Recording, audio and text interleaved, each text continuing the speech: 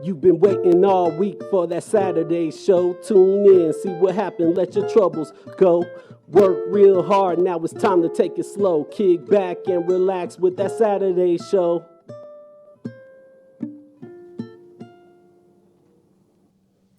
Good morning, Albuquerque, and welcome to another episode of That Saturday Show. I'm Jim Harvey, your host, and joining us today for a really exciting discussion is my good friend and partner in crime, Andreas Valdez from Vecinos United. And a little tip, he's also a candidate for city council, but we'll leave that on the table for now. So before we get started, because we're going to be talking about qualified immunity, the Attorney General and the stonewalled police legislation, and we're going to try to get as much of that information out to you as possible because you need to know. Before we do that, let's get a few announcements out. So, the Albuquerque Police Department is preparing to crack down on street racing, but and write this number down. There's an Albuquerque dragway that's available. You can take your car over there and stay off of Central and stay off of Montgomery. Dial 888-925-2227. Good news. More than 50% of New Mexicans have been fully vaccinated, but we still have a ways to go. So if you haven't gotten your vaccinations, get out there and get them. The city's opening up. Isotope Park is open. The aquarium is open. Swimming pools are opening. The biopark is open. Golf courses are open. Tingley Beach is open. There's a lot of good stuff happening. And the exciting thing about all of that is that the buses starting in June, which is just in a few days, the buses are going to be free. All right. We'll be observing the Tulsa Massacre, which occurred on the 2nd of June, and that was 100 years ago. So we won't let that be forgotten.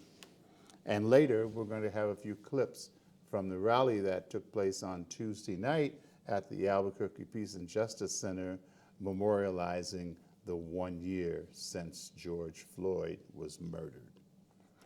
So let's go now to Andres Valdez. Welcome to That Saturday Show. It's good to have you here as our co-host. Well, thank you for having me, and I really have some insight to provide. Our organization, Vecinos United, has been involved in police reform, looking at what police do for 30 years. Wow. And it's interesting how nothing has changed. Yes. Or very little, not enough to make a difference. Oh, yeah.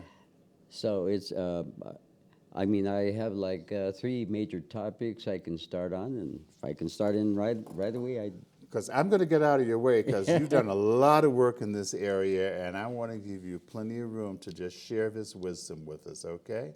Okay, it's really something else that's going on. It's amazing.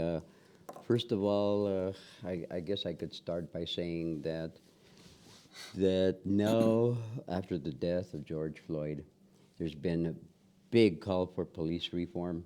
Yeah. Unfortunately, what's being looked at is all a sham. It's all phony. None of it will put cops in jail that unjustly shoot people and kill people. None of it will put cops in jail or prison for beating the holy heck out of people unjustly. Mm-hmm. And so one starts to wonder what's going on.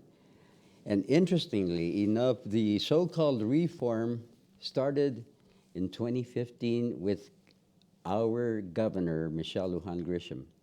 When she was Congresswoman, knowing that this bill was not going to go anywhere because those bills are really hard to pass nationally, she co-sponsored national legislation that would have provided open public preliminary hearings, which is what's so needed in the shootings, because we don't trust these guys. That's right. There's no transparency. That's right.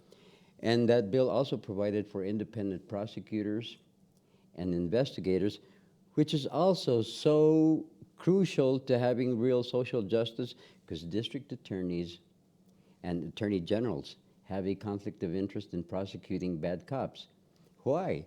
Because they need these cops to provide evidence for all of their other cases. That's right. So even in Michelle Lujan Grisham's bill, I have a copy of it. If I can kind of flash it here, like have you look at this.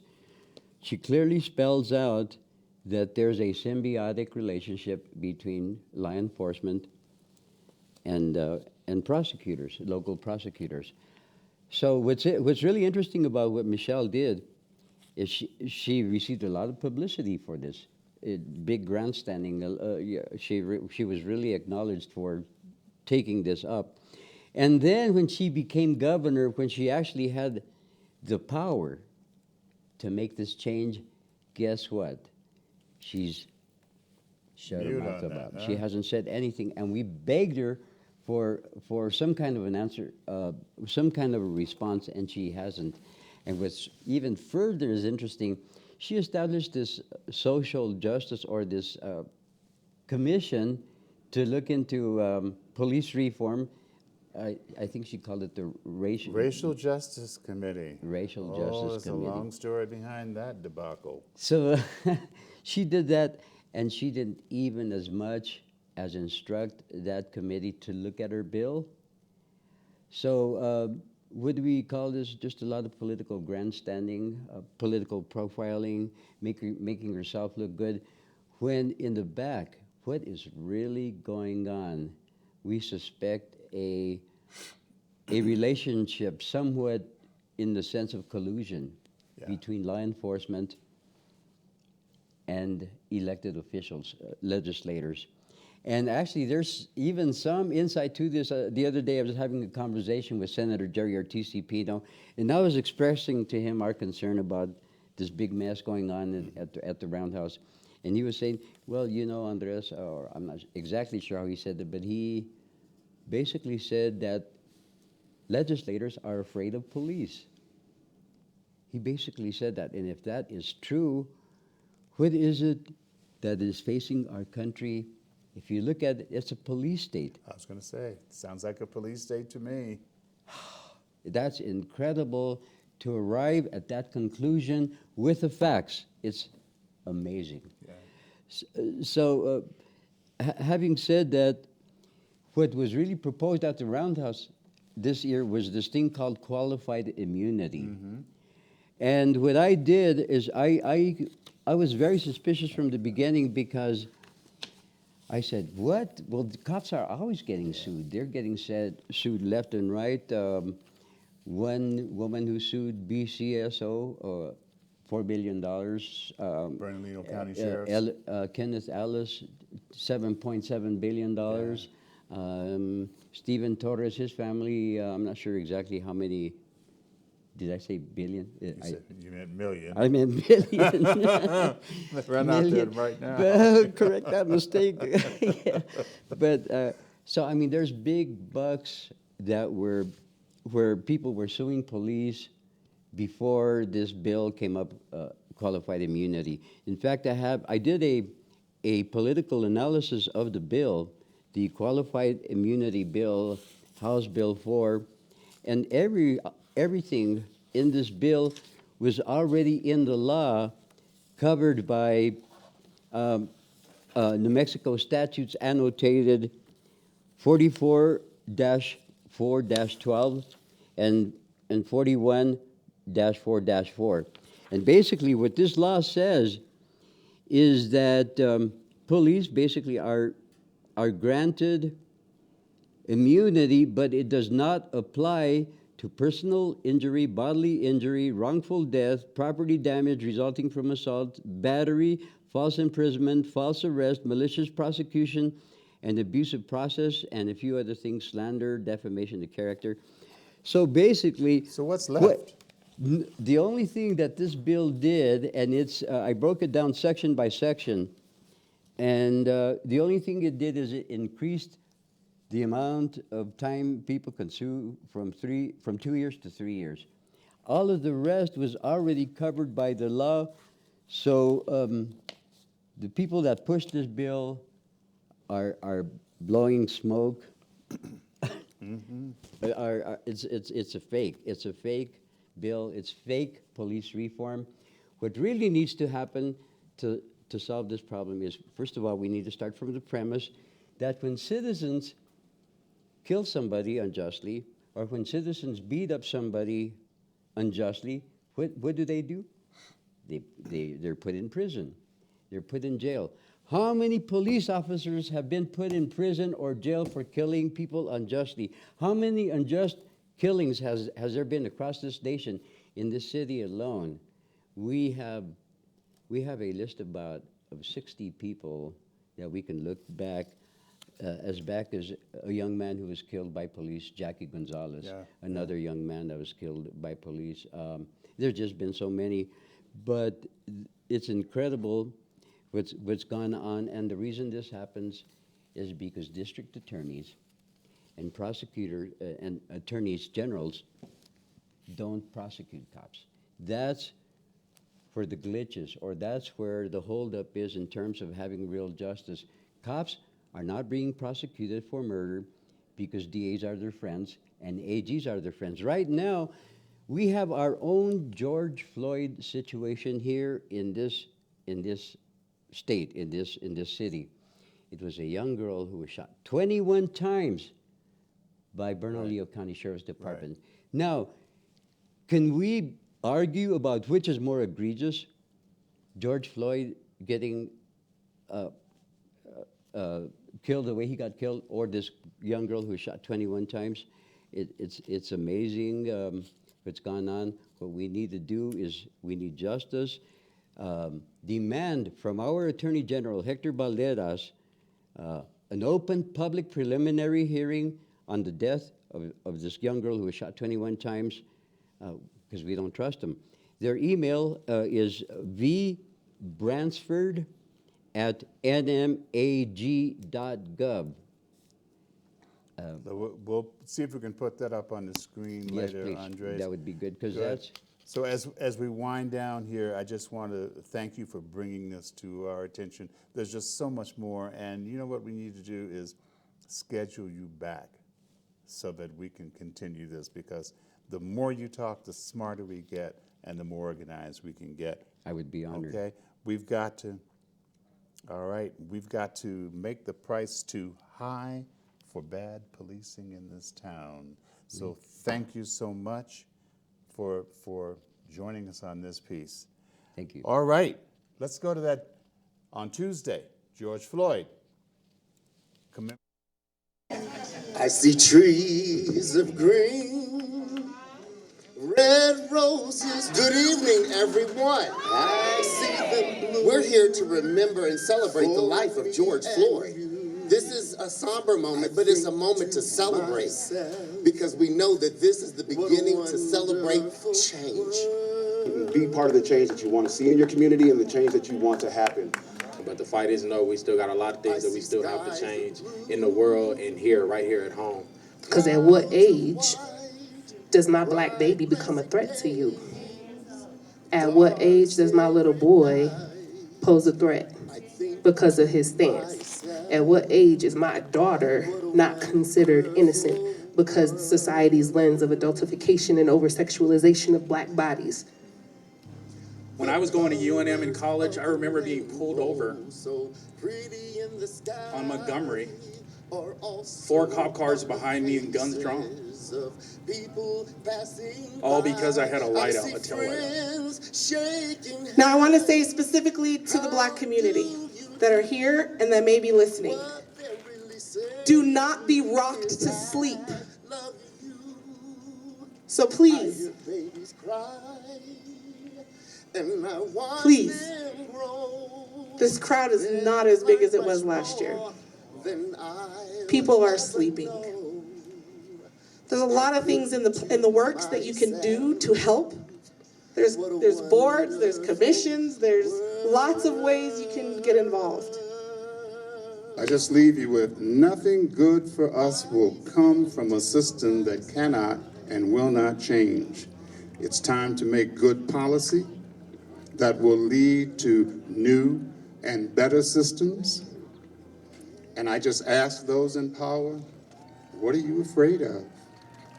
That's my question.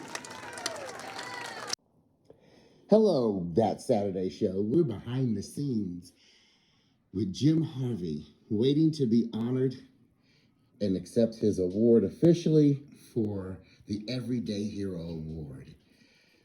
Isn't it beautiful?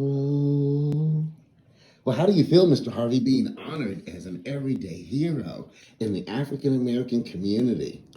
Well, I'm very honored, especially, by my community that I work so hard to do things for and with, and they're the ones that energize me to get up every day. So this is quite an honor.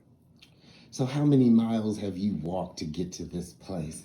I've understood you've worked with a lot of influential people in your life. Can you mention a few? Certainly, Malcolm X, John Lewis, to name just a couple, Adam Clayton Powell, Lawrence Landry. What are some of the organizations you worked with? I understand SNCC, SNCC, Student Nonviolent Coordinating Committee, Congress of Racial Equality, better known as CORE, Act for Freedom, Umoja Black Student Center, which I helped found in Chicago, in fact. So those are some of the organizations that I've worked closely with, and proudly. Well, congratulations. And I know it's time for you to click on to accept your award as an everyday hero. I wish Hasani was here to ring that darn bell, because you know what? This, ting, is good news. Yes, faithful viewers, you heard it correctly. The host of That Saturday Show, Jim Harvey, was honored on May 21st with the Everyday Hero Award, presented by the Office of African American Affairs. Jim was recognized for improving the lives of African Americans in his community through dedication and committed service. Congratulations, Jim. Bravo, young man. Well, I have a few fun facts about Jim. Would you like to hear them? Let's go. For over 60 years, Jim has been a civil rights activist and human rights activist. 1963 to 68, Jim was a member of the Student Nonviolent Coordinating Committee, also known as SNCC. That's where he trained with the Honorable John Lewis. 1962 to 1964, he was a member of the Congress on Racial Equality Corps. 1965 to 1968, he was a member of Act for Freedom. In 1986 to 2008, he provided capacity building assistance in response to the HIV/AIDS crises in the African American community. He's had the opportunity to work with the likes of Adam Clayton Powell, Dick Gregory, Malcolm X, and Marion Barry, who gave Jim his first start in city government in Washington, D.C. Again, congratulations, Jim, for all that you do. Thank you for your service. Well, let's check in with our good buddy and friend, Little Big Mama. Little Big Mama, what do you have for us today, lady? Congratulations, Jim. I'm so proud of you for all the work that you do in our community. I have a question for you viewers today. Why did Mozart kill all of his chickens? Well, when he asked them who was the best composer, they all said, "Bok, bok, bok, bok, bok, bok, bok." But no, in all seriousness, baby, Jim, I have a Little Big Mama pearl of advice for you. If at first you don't succeed, skydiving is not for you, baby. See you later. Bye. Well, I've always been told success is on the side of those who are prepared. Well, I'm going to prepare myself right here on this stool until you safely come down. The best way to turn a frown upside down is to get goo-goo for good news. I'm your correspondent, Hasani Olujimi, featuring Little Big Mama. And we'll see you right here next time on That Saturday Show with more good news. Welcome back to That Saturday Show. I'm Jim Harvey, your host, and we are honored today to have as our guest John Wilkes, who is a member, a very active member of the John and Sally Alice chapter of the Veterans for Peace right here in Albuquerque, New Mexico. And we have got John on the line and observing Memorial Day, which is this coming Monday. We thought that it would be just perfect to talk about Memorial Day, Vets for Peace, and the significance of so much of the great work around nuclear disarmament and so many other things that Vets for Peace focuses a lot of its time and attention on. John, welcome to That Saturday Show, and thanks so much for being here with us today.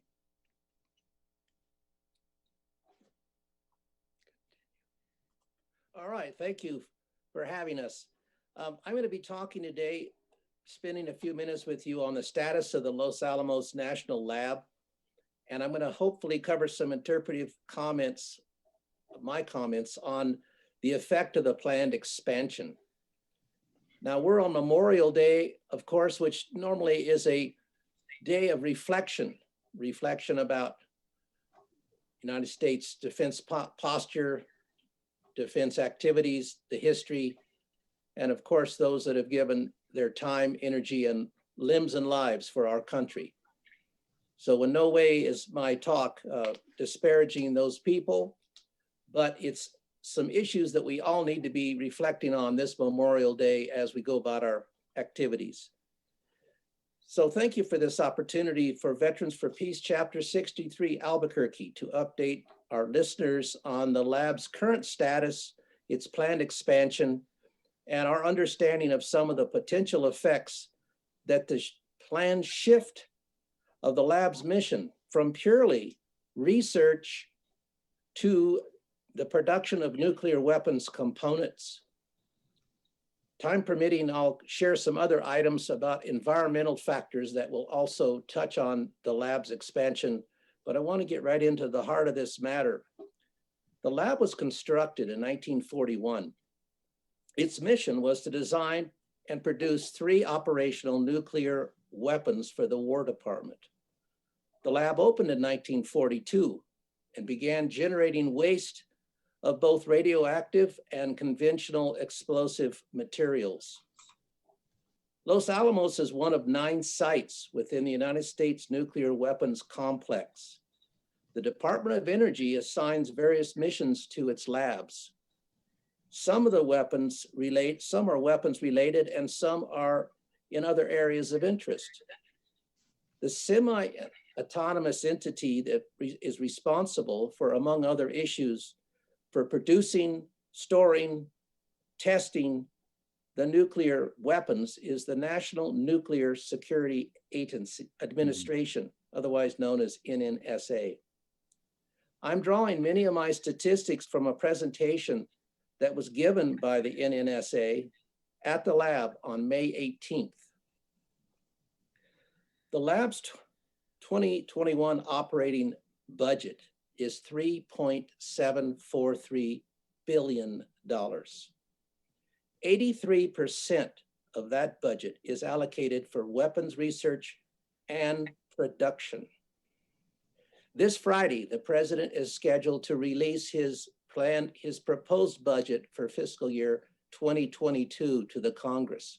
When he does that, we will begin to have a feeling of where the lab is going with its funding and what the NNSA plans to do in our backyard. As you know, we have 2 labs. One is Los Alamos, the other Sandia. Sandia has a mission of, among other things, testing nuclear weapons to see if they're still operationally fit for use and modifying those weapons in the form of maintenance. So the briefer at the lab on the 18th stated, quote, "We've almost added an entire other national lab to the mission space of Los Alamos," end quote. That is to say The lab will double its footprint in the next 5 years, and it will double again 5 years after that period. To support the change of mission at the lab, which was announced only a few years ago, research is going ahead on the production of a plutonium device, which is basically the trigger in nuclear weapons. The urgency in the lab's mission is not to replace current weapons which are unsafe. It's to prepare for an entire new generation of weapons.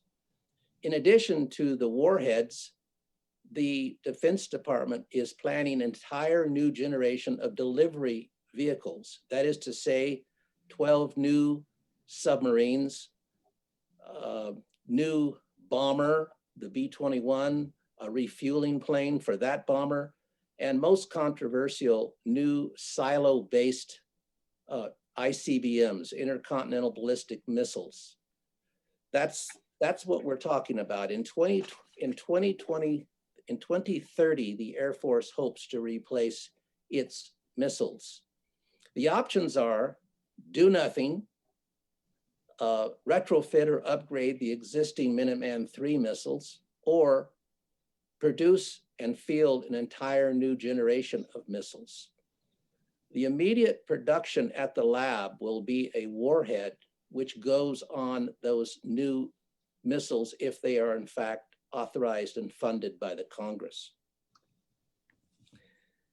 To support the change of mission announced a few years ago, the lab has had to decide how to go about restructuring all of its physical plant. Many of the existing structures are old. They're not compliant with fire, safety, or seismic codes. They're inadequate for producing a large quantity of plutonium weapon components. The plan to build Los Alamos will be an expenditure that will cost more than the entire system of the interstate freeway system built in the 50s under the Eisenhower regime. This is the largest construction project ever undertaken in the state of New Mexico. The lab is on a mesa, and it is continuing to modify, demolish, and construct buildings. It's also using modular, temporary structures and leased office space, 156 square feet, in fact, in Santa Fe, because they physically do not have the space to house their administrative staff at the lab and accomplish this new mission. 600 full-time employees will soon be in leased space. As soon as they're in that space, they'll lease another building, a third building, and it'll be 745, and then it'll ultimately go to 1,700 employees in Santa Fe working off-site. Some of the employees will use telework sites until 2 large multi-story parking structures to accommodate 1,500 vehicles is constructed at Los Alamos. John, let me jump in real quick here. This is a huge undertaking, and you know, from everything that I've seen and read, it's an illegal undertaking. But could you just share with us what you know about the motivations behind this nuclear weapons expansion? Well, this will be my opinion, but yes, first off, we have done what's called a pivot to the Pacific. We in the current literature, in order for us to sustain the US military empire of 700 foreign military bases, we want to have a first strike or a plan, launch on warning capability. We think our current enemies are China foremost, Russia secondly, and any other nations like Iran, which could come on stream. there's something called the Big Six. The Big Six are by no small estimate the largest defense contractors in this country. I could name them, but you can imagine who they are. They have in their pocket a group of congresspeople called the Missile Caucus. Those people generally rubber stamp what the Big Six want to build. Mm-hmm. During the Trump administration, lots of reversals were made in that the United States wanted to upgrade its arsenal to make it not only more lethal, it be able to launch more megatonnage quicker and farther. The flaw in our system is we are much less likely to be eliminated due to a incoming missile strike from one of the other 8 countries that have nuclear weapons. It's an accident. That's what our real threat is. We have an accident in that we launch when we ought not to, or one of our weapons misfires, or we have a rogue operator. That is truly our threat. But in New Mexico, the largest threat is not an offensive attack. It's the contamination of our water. I'm going to get into that in just a moment of why all New Mexicans should be very concerned. Since 2004, tritium has been detected, trace levels of tritium have been detected in the Rio Grande River. Now, not only do we rely on the Rio Grande and its wells for our drinking water and our farming water, but we pass that water to Texas and ultimately to Mexico. So I'm going to cover those threats in a moment, but I'm not sure I adequately addressed your concern, but the Big Six want to build these weapons. And some of the communities that have been captivated by the Big Six, there are 2 states in this country. The largest source of income is the defense industry for those states. New Mexico's largest source of income, we have 2 large sources of income. You can imagine. One is the federal payrolls and the federal contractors. That's one. The other one, 40%, is oil and gas leasing royalties. Neither of those bode for a Green New Deal or a green future. But perhaps if I go further, I'll home in more on your prospect, but I want you to remember this. If we do launch one of these new ground-based strategic deterrence missiles, which is what they're called, and if on top of that missile is a plutonium pit built in Los Alamos, that missile to reach China has to fly over Russia. And I'm not so sure that's a wonderful thing, because what the Russians will do is believe they are being attacked and they could launch back on us. So these missiles are very involved in the geopolitical aspect of their use, their basing, their maintenance. And for our perspective, this state's well-being as far as our water supply is concerned. That's so important, John. And we've got about 4 minutes left, and I do want to get into the impact that this has on our water supply some more. And if you could just end with, tell us what we can do to support Vets for Peace and any other organizations that can get engaged and push back on this whole plan. I smell money. The Big Six looking for more money, and that's always at the root of these things. So if you could talk about that and talk about water, I think our viewers really get something out of that as well. Okay, I will say this way: what's the primary concern of all New Mexicans should be the cleanup of Los Alamos. There are 40 to 50,000 55-gallon drums of what we call legacy waste above and below ground at Alamos that have not been cleaned up for decades. They're in barrels, they're deteriorating. As you know, the Pajarito Mesa is above the Rio Grande. Right. Gravity pushes it to the Rio Grande. The NNSA is spending about 3% of the budget of Los Al to clean up.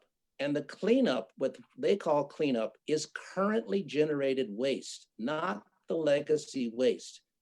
In my view, in Veterans for Peace view, we have got to demand from our elected officials that they, and this is primarily the Hazardous Waste Bureau and the Department of Environmental Development, we must get that waste cleaned up before any new waste is generated, period.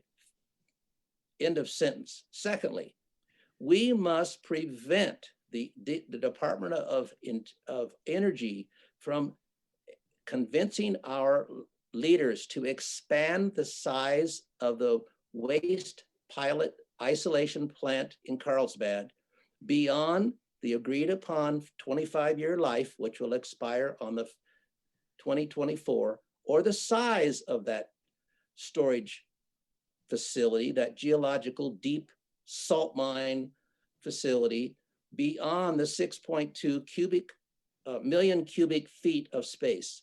If we do not stop the expansion of what's known as the WIP, we are going to accept into the future, DOE wants us to leave it open until 2080 and accept all the weapons waste from 22 research sites, production sites, rework sites, disassembly sites in this country. All of the nuclear waste, transuranic waste will continue to flow to us.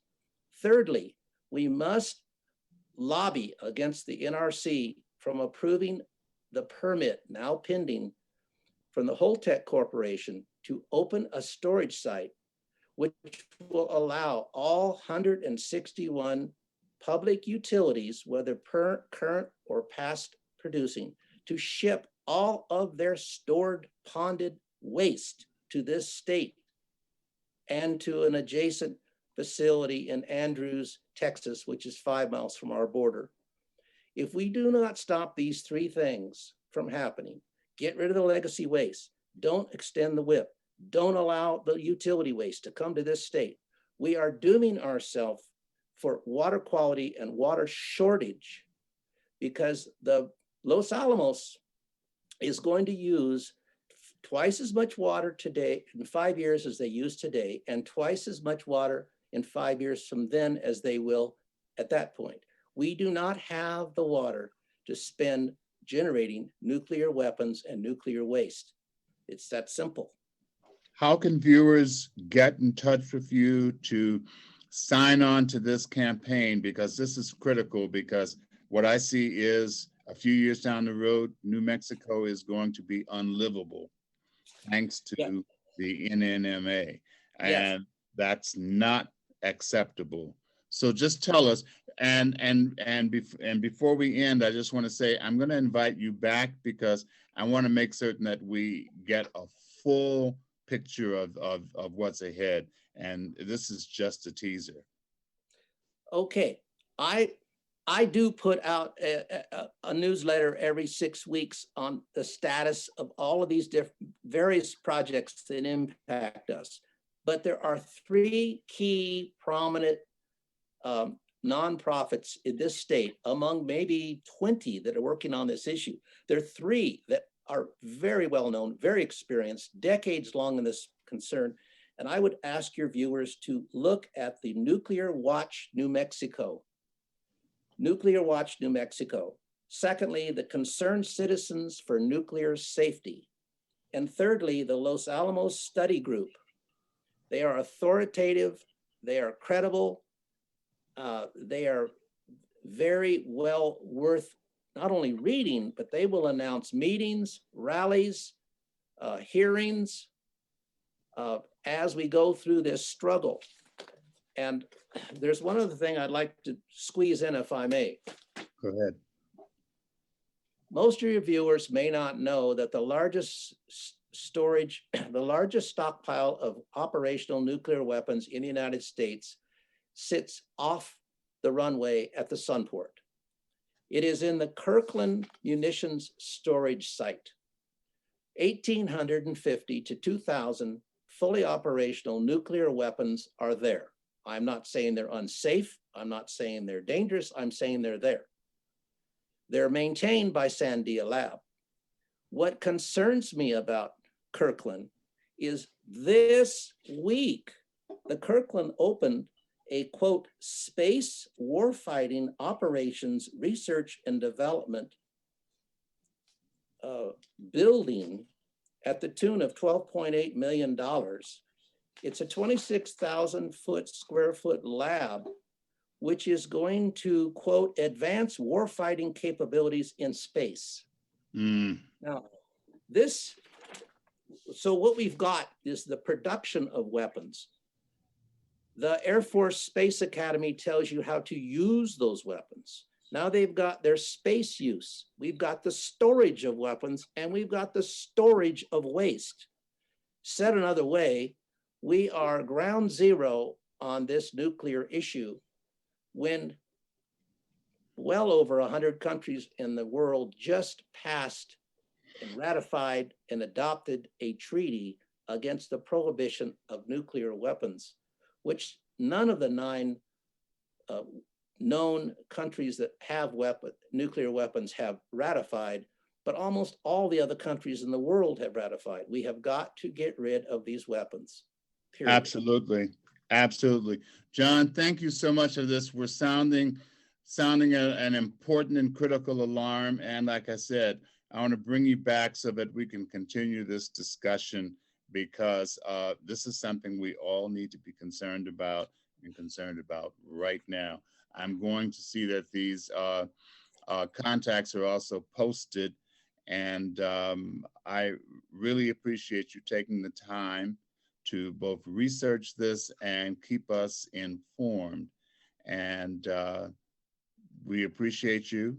We appreciate Veterans for Peace, Chapter 63, and all the other organizations that are working on this. And like I said, we'll be back with you again very soon. Thank you so much, John Wilkes.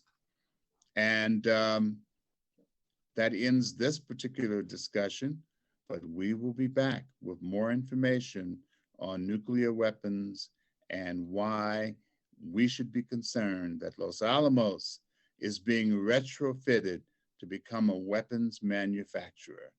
Thank you, John. Back to the studio. The more information we get, the smarter we get. The smarter we get, the more we can do to take action to make a difference. Wow. All right.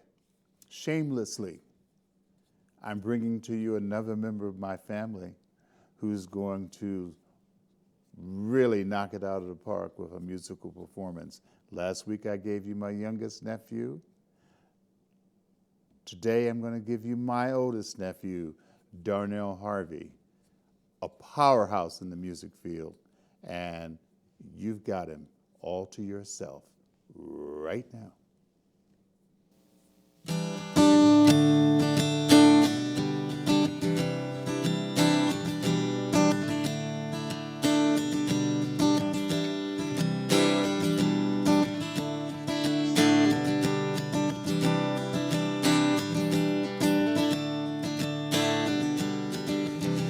We are young, heartache to heartache we stand. No promises, no demands. Love is a battlefield. We are strong, no one can tell us we're wrong. Searching our hearts for so long, both of us knowing love is a battlefield.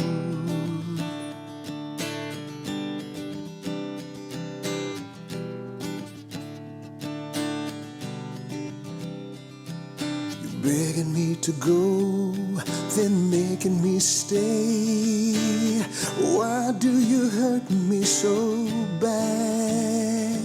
It would help me to know, do I stand in your way? Or am I the best thing that you had?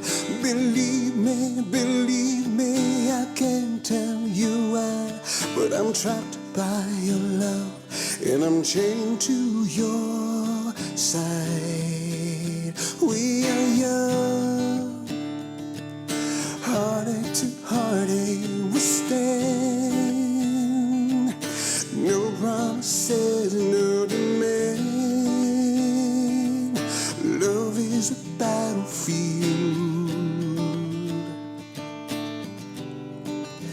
We're strong, no one can tell us we're wrong. Searching our hearts for so long, both of us knowing.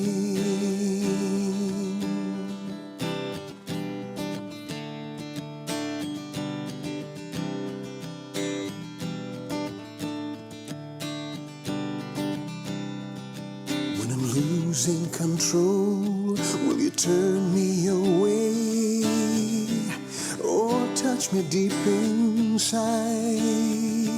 And when all this gets old, will it still feel the same? There's no way this will die, but if we get much closer, I could lose control. And if your heart surrenders, I'll need me to hold. We are young, heartache to heartache we stand. No promises, no demands. Love is a battlefield. We're strong, no one can tell us we're wrong. Searching our hearts for so long, both of us knowing love is a battlefield.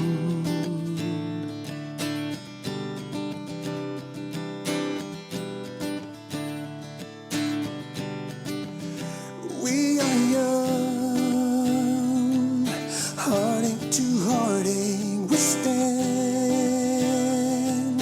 No promises, no demands. Love is a battlefield.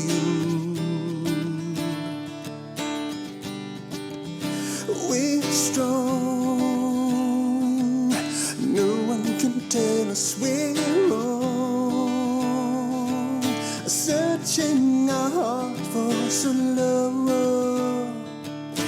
both of us knowing love is a battlefield. I love my family. They're so talented and they make me so proud. Speaking of family, next week we're going to introduce to you our high school interns from Next Gen. They don't know it yet, but I'm going to bring them all up here in front of the camera and introduce them so that our studio audience can get to know who they are. All right, it's Memorial Day weekend, everybody, and I want to wish you a happy Memorial Day and be safe out there. And we're going to take you out today with Tracy Jordan reading Lesson 10 from On Tyranny, and it is called Believe in Truth. Have a safe and enjoyable Memorial Day. I'm Jim Harvey. Thank you. Believe in truth. To abandon facts is to abandon freedom. If nothing is true, then no one can criticize power, because there is no basis upon which to do so. If nothing is true, then all is spectacle. The biggest wallet pays for the most blinding lights. You submit to tyranny when you renounce the difference between what you want to hear and what is actually the case. This renunciation of reality can feel natural and pleasant, but the result is your demise as an individual, and thus the collapse of any political system that depends upon individualism. As observers of totalitarianism, such as Victor Klemperer noticed, truth dies in 4 modes, all of which we have just witnessed. The first mode is the open hostility to verifiable reality, which takes the form of presenting inventions and lies as if they were facts. The president does this at a high rate and a fast pace. One attempt during the 2016 campaign to track his utterances found that 78% of his factual claims were false. This proportion is so high that it makes the correct assertions seem like unintended oversights on the path toward total fiction. Demeaning the world as it is begins the creation of a fictional counterworld. The second mode is shamanistic incantation. As Klemperer noted, the fascist style depends upon endless repetition designed to make the fictional plausible and the criminal desirable. The systematic use of nicknames such as Lion Ted and Crooked Hillary displaced certain character traits that might more appropriately have been affixed to the president himself. Yet through blunt repetition over Twitter, our president managed the transformation of individuals into stereotypes that people then spoke aloud. At rallies, the repeated chants of "build that wall" and "lock her up" did not describe anything that the president had specific plans to do, but their very grandiosity established a connection between him and his audience. The next mode is magical thinking, or the open embrace of contradiction. The president's campaign involved the promises of cutting taxes for everyone, eliminating the national debt, and increasing spending on both social policy and national defense. These promises are mutually contradictory. It is as if a farmer said he were taking an egg from the hen house, boiling it whole and serving it to his wife, and also poaching it and serving it to his children, and then returning it to the hen unbroken, and then watching as the chick hatches. Accepting untruth of this radical kind requires the blatant abandonment of reason. Klemperer's descriptions of losing friends in Germany in 1933 over the issue of magical thinking ring eerily true today. One of his former students implored him to abandon your feelings and always focus on the Führer's greatness rather than on the discomfort you are feeling at the moment. 12 years later, after all the atrocities and at the end of a war that Germany had clearly lost, an amputated soldier told Klemperer that Hitler has never lied yet. I still believe in Hitler. The final mode is misplaced faith. It involves a sort of self-defying claims such as the president made when he said, "I alone can solve it," or "I am your voice." When faith descends from heaven to earth in this way, no room remains for the small truths of our individual discernment and experiences. What terrified Klemperer was the way that this transition seemed permanent. Once the truth had become oracular rather than factual, evidence was irrelevant. At the end of the war, a worker told Klemperer that understanding is useless. You have to have faith. I believe in the Führer. Eugene Ionesco, the great Romanian playwright, watched one friend after another slip away into the language of fascism in the 1930s. This experience became the basis for his 1959 absurdist play, Rhinoceros, in which those who fall prey to propaganda are transformed into giant horned beasts. Of his own personal experiences, Ionesco wrote, "University professors Students, intellectuals were turning Nazi, becoming Iron Guards, one after the other. At the beginning, certainly they were not Nazis. About 15 of us would get together to talk and try to find arguments opposing theirs. It was not easy. From time to time, one of our friends said, "I don't agree with them, to be sure, but on certain points, nevertheless, I must admit, for example, the Jews, etc." And this was a symptom. 3 weeks later, this person would become a Nazi. He was caught in the mechanism. He accepted everything. He became a rhinoceros. Toward the end, only 3 or 4 of us were still resisting. Ionesco's aim was to help us see not just how bizarre propaganda actually is, but how normal it seems to those who yield to it. By using the absurd image of the rhinoceros, Ionesco was trying to shock people into noticing the strangeness of what was actually happening. The rhinoceri are roaming through our neurological savannas. We now find ourselves very much concerned with something we call post-truth. And we tend to think that its scorn of everyday facts and its construction of alternative realities is something new or postmodern. Yet there is little here that George Orwell did not capture 7 decades ago in his notion of doublethink. In its philosophy, post-truth restores precisely the fascist attitude of truth. That is why nothing in our own world would startle Klemperer or Ionesco today. Fascists despised the small truths of daily existence, loved slogans that resonated like a new religion, and preferred creative myths to history or journalism. They used new media, which at the time was radio, to create a drumbeat of propaganda that aroused feelings before people had time to ascertain facts.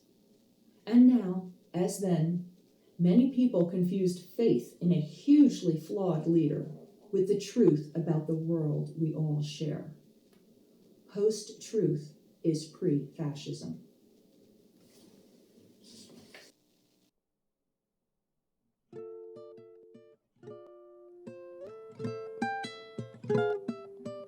Until the next time, it's time to say goodbye. When you out here in the streets, keep it real, 505. We love everybody, we just want to let you know. Thanks for tuning in to that Saturday show.